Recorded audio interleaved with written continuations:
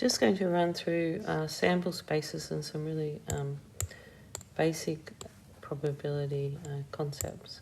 So first of all, just like an outcome.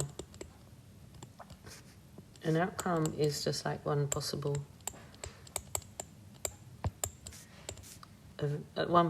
scenario.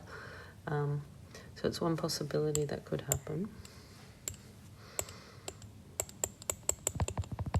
So for example, like if you throw a coin, then one of the outcomes would be getting a head, and another outcome would be getting a tail.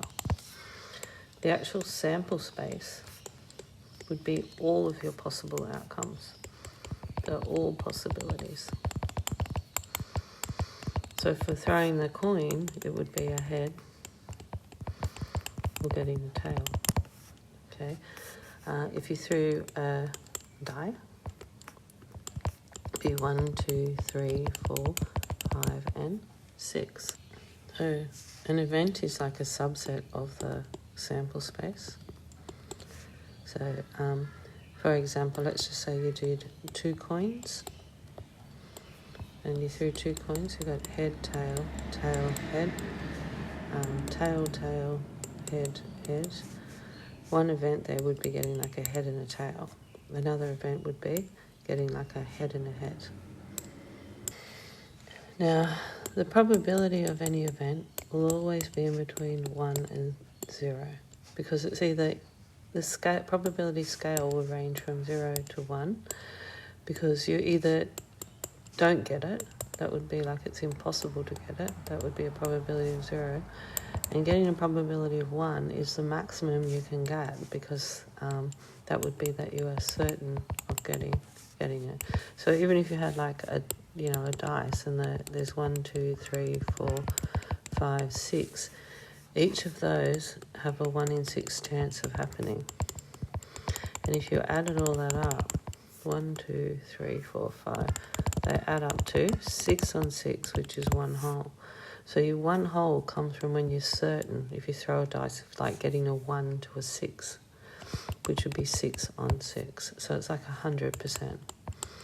Halfway, a probability of 0.5, we say that that's got an even chance. And if you have equally likely, equally likely, so if you have equally likely events, that means that they have the same chance of happening. So they have the same probability of happening. So, for example, when you do throw that dice, they all have a chance of 1 in 6. So they're all equally likely to happen. The basic formula for any probability of event is the number of times the event occurs over the total in the sample space.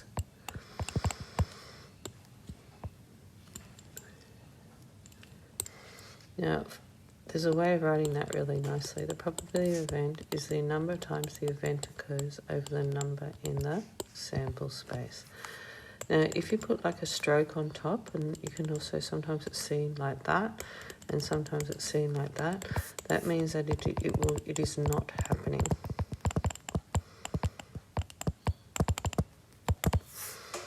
And the probability of an event not happening is 1 minus the probability of the event happening. These are called complementary events.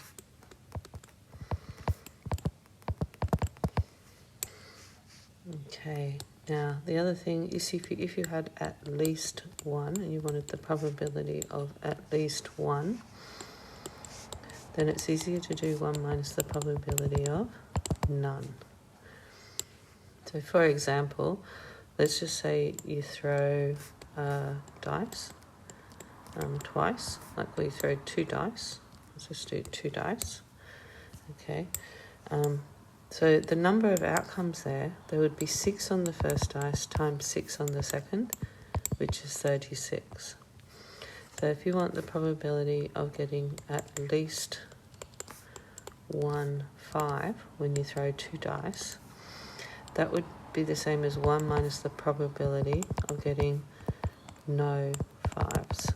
So getting no 5s would be the probability of not getting a 5 on the first one and not getting a 5 on the second one. So it'd be 1 minus the probability of not getting a 5 on the first one would be 5 in 6, and not getting a 5 on the second one would be 5 in 6. If you had the language, the probability at most, getting at most 1 5, at most 1 5, then that would be, getting at most 1 5, that would be the probability of getting no 5s, or the probability of getting 1 5.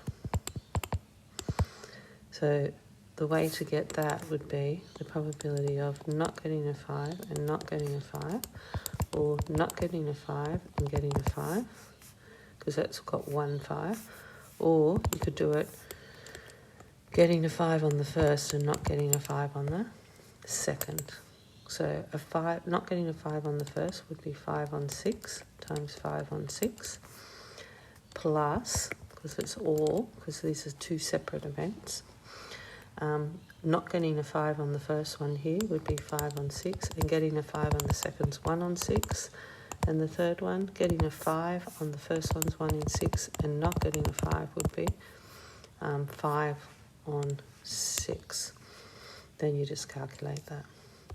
So what's come up here too is this, the thing called, there's a multiplication principle.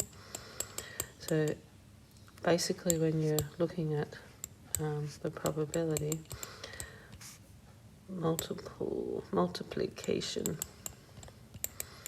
principle.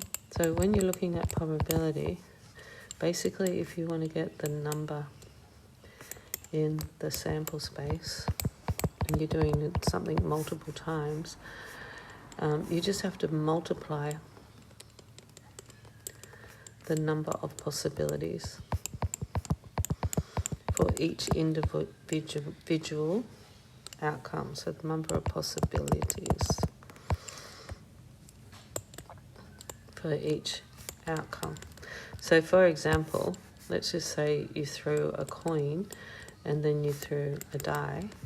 So the total number of ways you could do that would be, there's 2 possibilities on the coin and there's 6 on the die. So there'd be 2 times 6, which is 12. Because you get a head with a 1, a head with a 2, a head with a 3, a head with a 4, a head with a 5, and a head with a 6. A tail with a 1, a tail with a 2, a tail with a 3, a tail with a 4, a tail with a 5, and a tail with a 6. So you can see there are 12 possible outcomes, because the head will have 6 different things, 1, 2, 3, 4, 5, 6, and the tail will have 1, 2, 3, 4, 5, 6. So that means that in total you would have 12. And this actually just carries through, because if I wanted the probability to say a head and a 6, then I can just times the probabilities. It's the probability of a head times the probability of a 6.